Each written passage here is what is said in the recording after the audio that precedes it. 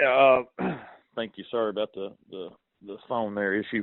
Coming off a good win for our program on homecoming. Obviously, thought our guys did a great job and found a way to win there in the last quarter. And guys that kept fighting, and we were able to make some plays there at the end, which was awesome. Quick turnaround.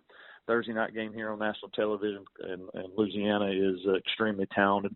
Arguably the most top one or two talented teams in our league, and a big challenge for our team and our program. But we're excited about the opportunity to be on TV and showcase the strides that we've made in our program. But we do know we're going to have to play really well to try to win Thursday night.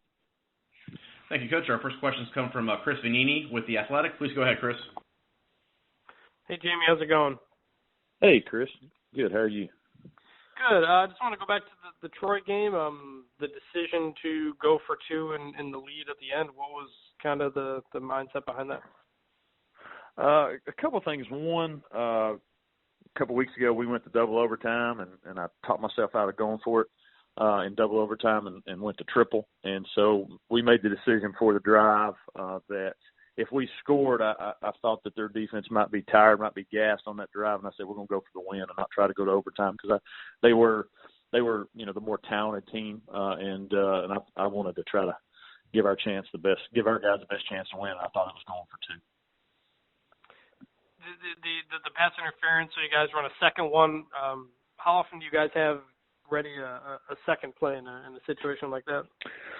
Well, you have a couple 2 points, but we on the second play, since we were closer, we actually just ran a normal goal line play that not necessarily was a 2-point play. It was a goal line play that we had ran actually earlier, or I say ran same formation we ran earlier in the game, and they lined up a way that we thought they would, and so it was something we talked about coming back to on the goal line, and then that happened to happen there in the 2-point, and that's what we went with. Yeah. Obviously, it had been quite a while since you guys had experience to win this season. What's kind of the mood around the team right now heading into the short week? Well, it was good, and it has been tough. We had lost 3 in a row, but our guys have been pretty resilient. We played solid in certain ways and just have been close, but just not been able to get over the hump. But our guys' attitudes have been good.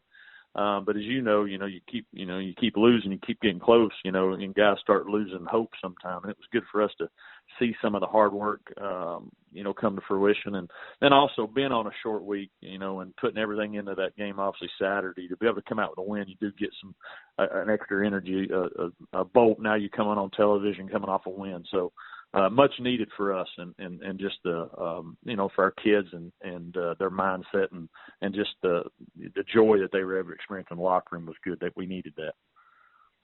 Yeah. All right. Well, appreciate the time, Jamey. Thank you. Thank you, Chris.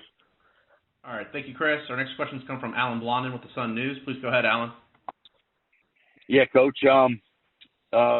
Louisiana seems to be one of your few opponents in the Sun Belt that has what could be considered a formidable defense. What do you see from those guys on that side of the ball that make them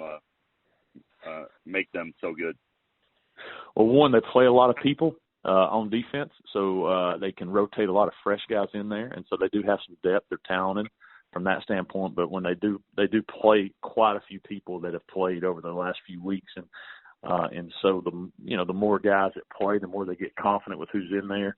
And that allows them, I think, to play fast and hard and physical. So they do have a talented defense, and their defense coordinator does a good job of mixing things up and putting their guys that are playmakers in position to make plays, and they confuse you with certain things. And it's a big challenge for us, and especially on a short week, it's a big challenge.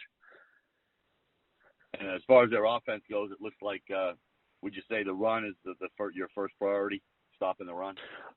We have to. I think they lead the league or second in the league in rushing. They can just have 3 backs that are really, really good, and then their quarterbacks obviously can run as well. And so they're big up front and they get after you. And then they got big, tall receivers. So when you try to load the box up, they can hit you deep.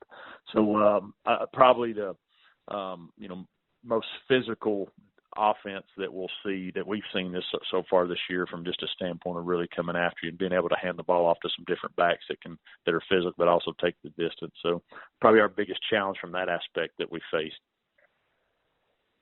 All right, Coach, and can you tell us just kind of an injury update. Can you tell us how Sincere is doing, and then whether Ethan Howard or Fred Payton will be available for Thursday's game? Sincere still going through some tests. It looks like, he avoided anything major. He will not obviously play this week. Can do some tests on him just to figure out exactly, based off that hit he took, where he's at and how he's feeling. Ethan will be a game time decision from a lower body injury there, and Fred's continuing to recover. I'm hoping that he will be active Thursday. I think with a short week, we just have to see how it's feeling. After being out a couple of weeks, I hope he'll be ready to go. More than just an emergency situation. So I think we'll know more hopefully by Wednesday.